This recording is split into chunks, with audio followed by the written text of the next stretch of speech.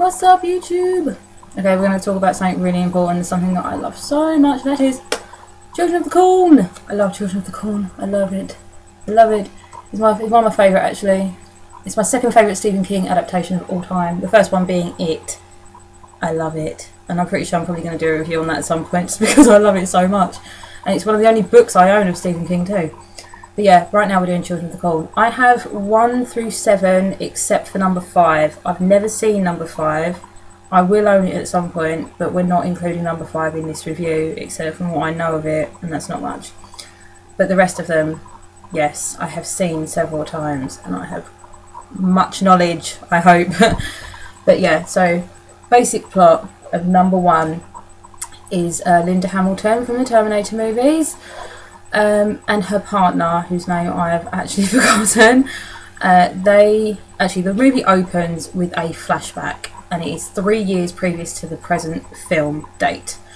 And basically, the opening of the movie, first 10 minutes of the movie, shows us what happened to the town to make it the way it is for the rest of the movie. And basically, what happened is that a young boy preacher named Isaac, who is possessed, I guess it's a possession type movie, who is possessed by an entity called He Who Walks Behind the Rose. Now, until I was about 18, I'd seen this movie like 50 times at that point. I always thought it was He Who Walks Behind the Roads, as in what you drive your car on. And it's not. I don't know why I thought that. He Who Walks Behind the Rose, as in cornrows. That makes so much sense. Why the hell did I think it was roads? I don't know. It doesn't matter. I also did think that an Egg McMuffin was an actual muffin until I was about 19, like a chocolate chip muffin. Didn't know what the fuck a McDonald's muffin was, but we're not going to talk about that either. So yeah, so the basic plot is in the flashback, Isaac, who is possessed by He Walks Behind the Rose, and is his like earthly prophet. He actually refers to himself as a prophet. He's an earthly child preacher. He has corrupted the rest of the children in the town. Now, I think they don't really show this, but I assume he did this by bringing them into the cornfields, and He Who Walks Behind the Rose possessed them. But I don't think this is true. This is kind of the way it's shown, but I don't think it's true. I don't think the rest of the children are possessed. They're just very stupid, gullible children, and they follow him. He's a preacher. He's the only possessed one out of all of them, and they follow him to the word, and they follow him so much and believe in his faith so much that they kill their parents. All of them. They all kill their parents. And the first 5 minutes is them killing their parents. There's only 3 kids that I know of in the whole film that are not. They don't like this, and they don't want anything to do with the rest of the kids. They don't want to be in part of this religion and this faith. And it focuses on 2 children because the third one is the one who gets killed right at the beginning of the movie. This is right at the beginning. This is not a spoiler alert. Everyone should know this because they show it in the trailer and everything. So basically, Linda Hamilton, present day, Linda Hamilton and her partner are driving through the highway of Nebraska, wherever they are, and they're near Gatlin, which is where the whole thing's set, and the kid he wants to get away, so he runs through the cornfield. One of the other cult children obviously slits his throat. He stumbles out onto the road and they hit him. They realise that it wasn't their fault, but they still need to report the accident, so they drive into the nearest town, which happens to be Gatlin, and they don't find anyone there. There is no one there. It's just full of children, but they don't see the children for quite a long time. The kids are all out in the corn doing corn stuff, corn cult stuff. So many C words I can fit into this. There's a C word I want to fit into this film for some of the stupid shit that they pull. But you know what? It is the best one, so I'm not going to be too harsh. But yeah, basically the rest of the movie is them kind of stumbling around the town, finding out that it's a ghost town pretty much, that there are no adults. They do eventually come across the children. They get split up. Linda Hamilton finds the 2 young children who don't want anything to do with its house. They're in there. I think their names are Sarah and Job. Sarah has the sight. Isaac calls it the sight because she can draw things that are going to happen. She draws the parents being killed when she wasn't even around. She was ill in bed. She draws Linda and her partner arriving and like the sign and everything. And when Isaac finds this out, eventually he's like, "Yeah, we need her. She's really special. She's gonna be like a vessel for whatever the hell they're doing." So they kidnap Linda Hamilton, and one of the most iconic scenes in I think any horror movie is obviously Malachi, Isaac's second in command, the tall ginger kid. He is this shocked me as a kid. I don't know why. I'm sure there's worse stuff that happened in movies around this time, but this really shocked me. He is dragging her through the streets with all the other followers behind them, and he is screaming, "Outlander, we have your woman!" And he can't even hear him. It goes back, does that thing which geographically goes back, and each time it goes back it gets quieter and quieter, until a point where you realise that he can't even hear him shouting, so that was pointless. But yeah, he's dragging her through, and then he's like, "Yeah, well, if he can't hear me, maybe he'll this." And he cuts her fucking face, man! He cuts her face, and she screams, obviously, and that still disturbs me a little bit to this day. Just, I don't know, maybe it's the way she screams, I don't know. But it kind of freaks me out whenever I see that a little bit. So yeah, basically, they've kidnapped her at this point. The partner, whose name I still can't remember, he's with the two little children. He's with Sarah and Joe now, and they're explaining to him what's happened, basically. But they're kind of doing it in that sort of innocent kids. They're about 8, that innocent kids way of like, "Yes, but then Isaac said that their parents had to be killed, so we killed them. But we don't like them and we don't want nothing to do with them. But then they're probably going to kill your woman too." Just like that really creepy, weird way that kids do things in films. But the Job kid, he's pretty proactive. I mean, he really doesn't he wants to take them down, you know. He's like, "I'll help you, I'm not scared. Come on, I can do this like a big boy." And he does get involved. So yeah, basically the rest of the film after this particular plot point is the partner trying to find Linda Hamilton. I think her name's Vicky. Yes, I get to call her Vicky from now on. Her name is Vicky. He has to go and try and find Vicky, and he ventures out into the corn because that's where the little kids told him that, you know, that Isaac will be. And he confronts Isaac, and he confronts all the kids. And Isaac's like, kill him in the name of He Walks Behind the Rose." And yeah, so that's pretty much the film, is that they kind of stumble into the town, they look around for a bit, they come across the two non-cult kids, and then they do eventually find the cult kids, and they have a big showdown. And the big showdown, you know, isn't really a big showdown, but there's an awesome moment in this whole film, which is when he turns the kids against Isaac. He kind of does it, which is stupid because they've been doing this for years now, and he took like 2 minutes to do this. They clearly weren't that fucking involved with the cult. He turns them against Isaac, I think, and they all start walking away, but then they do tie Isaac to one of the corn stalks, and He Who Walks Behind the Rose, and this is probably the only special effects moment in the whole movie. It's like a red kind of, like Doctor Who effects, like really old 70s Doctor Who effects, where they'd have things flashing like neon going up his legs, and it's basically meant to represent He Who Walks Behind the Rose engulfing him in a, and then the cornstalk, like, it shoots up into the air. They've obviously got it on like one of those steam powered things, and it just goes pew, and with a dummy attached to it, obviously not a real person, and then that's supposed to signal Isaac dying. And then basically one of the most amazing moments in any film, and I love this and I've replayed it sometimes, is Malachi's still being a dick. I hate Malachi. Everyone should hate Malachi, he's such a knob. But he's still being a dick, and he's like, "Well, now I'm the leader and you're going to do what I say, kill the Outlander." And the guy basically shows him that he's got balls and Malachi doesn't, and he takes him down because he's a little kid. And then Isaac comes back with freaky hair, and he's got one of those where they dub like demonic voices on to kids. When you see a child talking demonically, it's always scary. It's never a good thing. And he basically points at Malachi and he's like, "He wants you too, Malachi. He wants you too." That's actually the best scene. You know what? If you don't even want to watch the movie, you really should watch the movie. It's a great movie, but you should just watch the end part, because it's a really good ending to the movie. And then, you know, it's all kind of happily ever after. They take the two little non-cult kids, and it's implied that they'll go live with Vicky and he whose name I can't remember still. Yeah, so that's pretty much the movie, is that it's all about a cult full of kids, and it's really good. It is. I probably made it sound quite boring, but it's good. This review's getting really long again, but I'm going to fit the second and third one in there. Yeah, so number 2. Now number two is my favourite. It really is. The first one is a good movie. Number 2 is brilliant. This never happens. Sequels always fall flat. I think I proved this with the Leprechaun series, people. But the second one's just good. I mean, it's got its moments. It's got cheesy camp moments that no one should take seriously. But from number 3 upwards, trust me, number 2 is fucking brilliant. Number 2 was made in 93. First one came out in 84. So that's quite a difference as well, because usually they make when a film is like a box office success, they usually make the sequel the next year. This happened with Nightmare on Elm Street. I think it happened with Halloween as well, and all that type of stuff. And they always come out the next year. But this one took 9 years. It took almost 10 years for a sequel, and it was totally fucking worth it. And basically, what the plot of the second one is, okay, so it starts right from where the first one ended. So it's basically, we don't see anyone from the first one ever again.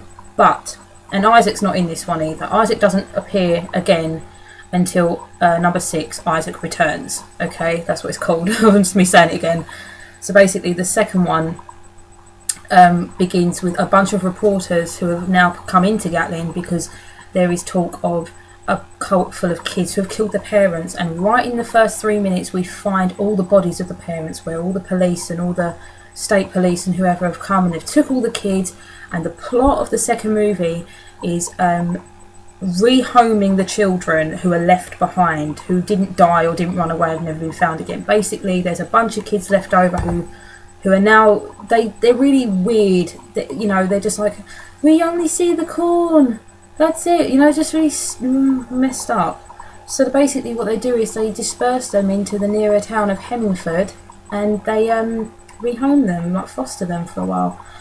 And there's a little subplot to this, there's a little sideline, which isn't meant to be a sideline, but I'm going to count it as one, because if it's meant to be part of the real story, oh my god. But basically, there is no Isaac, but there is a young kid who is running at the beginning, as they're all running around, he runs around and he then gets possessed by he who walks behind the rose, and he sort of becomes the new Isaac, except he's not really a preacher, he just kind of likes to cause trouble. He's more of a Dennis the Menace of the corn than anything. And and he is hot. I had such a crush on this guy when I was a kid. This came out in 93. I was 7 at this point. I didn't see the film when it came out. I was 7. I probably saw it when I was about 10 or 11, and I was just starting to like what, and he was hot. His name's Ryan Bowman, and he's only ever been in 2 other films that I've seen. One's called The Granny in America, and in UK it's called The Matriarch, and I don't think anyone's ever seen this movie, but I saw it randomly once. I really want to own it. And the second movie he's in, you might remember this, he was in Never Ending Story 3. He was one of the nasties. He's the one who goes, "Yo, Balthazar," in the book. He's totally stupid. But yeah, that's the only things I've ever seen him in, apart from the lead role in this, obviously. And the plot of the movie, I should get back to, I know I ramble a lot, is that they've obviously rehomed the children, and the children start getting up to mischief, and the parents the adults don't really want to believe that there's anything wrong with the children.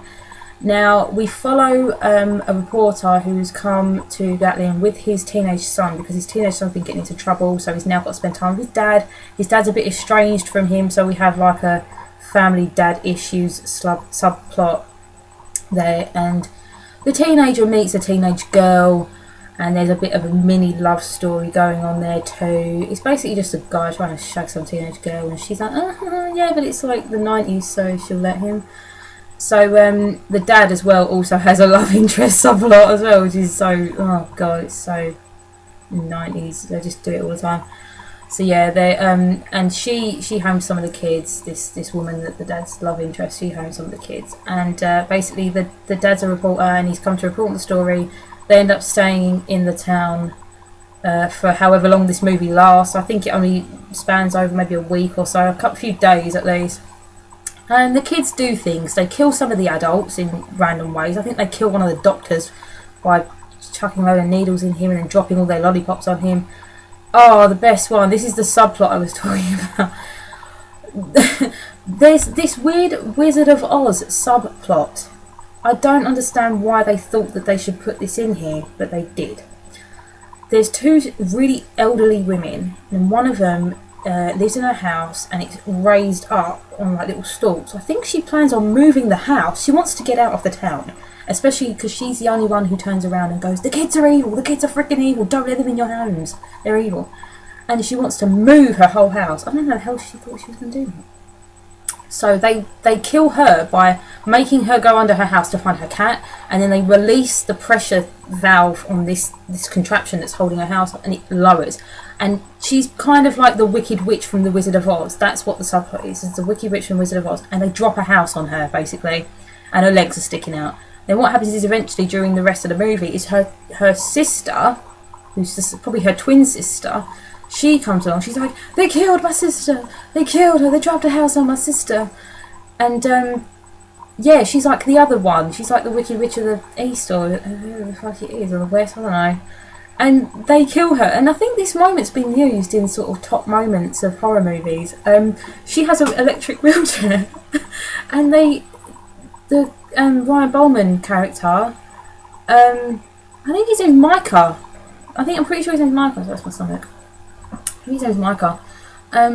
He configures his car, like what they call remote control car control pad, to mess with her wheelchair, and they start making her go around on the street and she goes into the traffic, and just as she's about, she stops. It stops in the middle of the road, and she thinks, "Oh God!" A massive truck hits her and propels her through a shop window.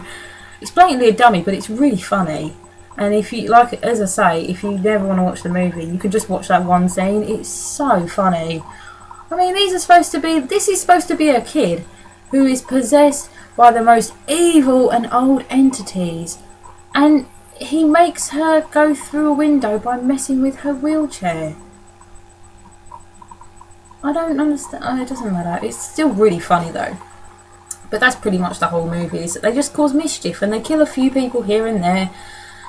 And yeah, and then, but it's much more interesting than some of the other later sequels. But I must admit that all the sequels, bar one, at least have a plot. They do all have a plot. They're all very different from each other, which is something that a lot of films tend to not do. Especially the Friday the 13th series. They literally, it's like watching one movie.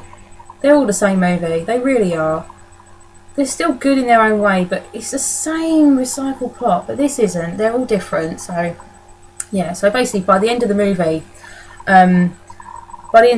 they realise that there is a cult going on, there is a supernatural element to it, and the four of them, the two girls and the dad and the son, they all kind of band together and they confront this new cult of Gatling kids and Hemmingford kids who they've kind of got together, and they have to destroy Who Walks Behind the Rose again, because clearly when they did it the first time it didn't work.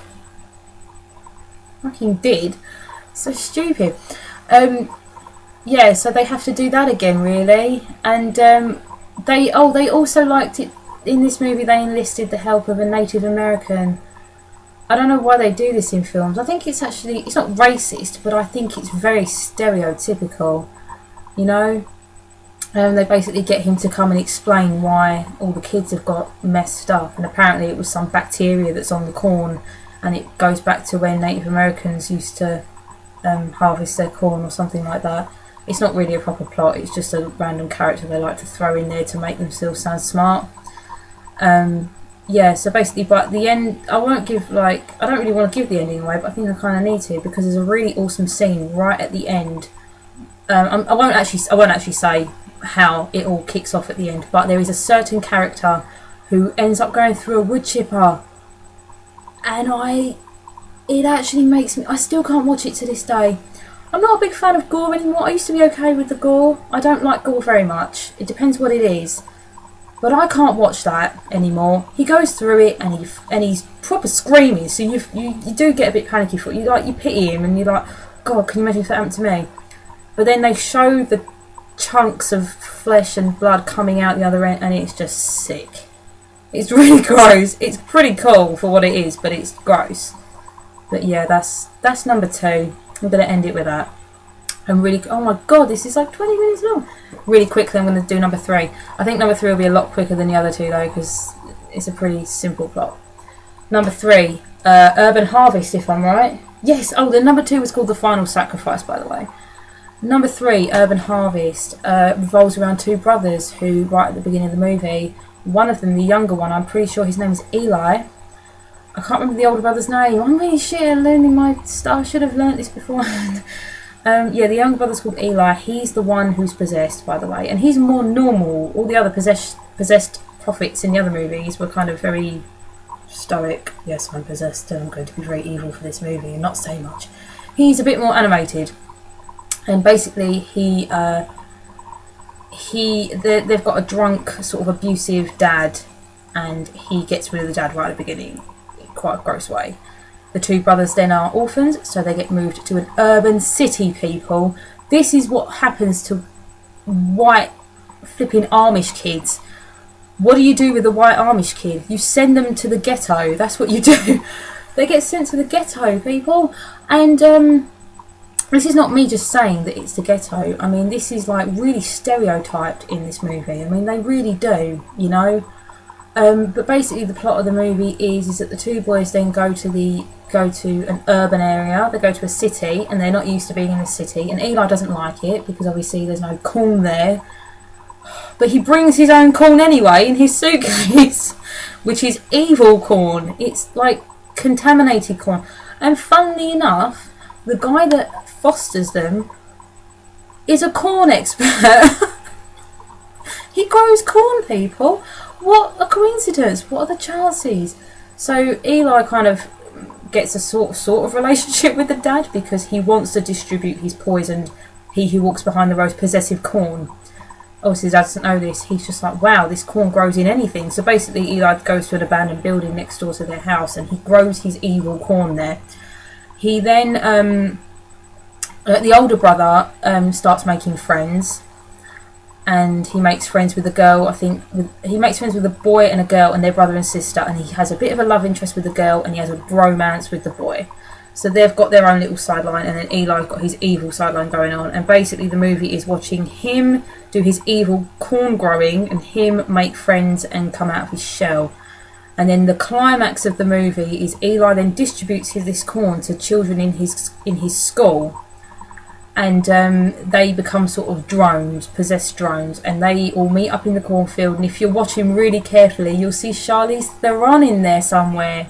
She's got a little close up right in there when they're doing the little corn gathering.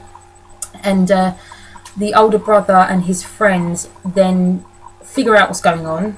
The sister gets possessed, but they go back home and they decide they realise that they need to destroy Eli's Bible that he carries, because it's like Eli and the Bible, and I don't know why they put this in here, but apparently it's like worms. Like if you cut a worm in half, the 2 sides can live separately. So Eli and the book. So if they kill the book, they can kill Eli, and then he'll be dead completely. It won't make a difference if they just kill Eli. So that's basically what they try to do, is that they realise that he's actually evil because he's you know, just because he is, and then they try and destroy him. And that was it. That was their take on doing it in an urban area. They still managed to grow corn though.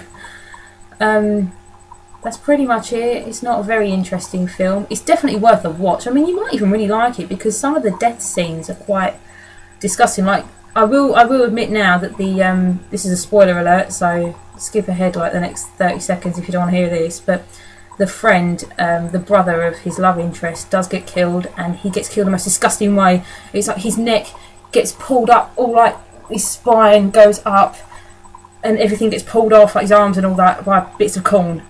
It's awesome. Okay, spoiler alert over. And I'm going to end this review here, and I'll do numbers 4, 6 and 7 in the next one. Okay, if you did watch all the way through this, thank you very much, and I'm sorry about the crappy lighting. Just realised something's gone really weird with my webcam. But thank you so much for watching, and see you later.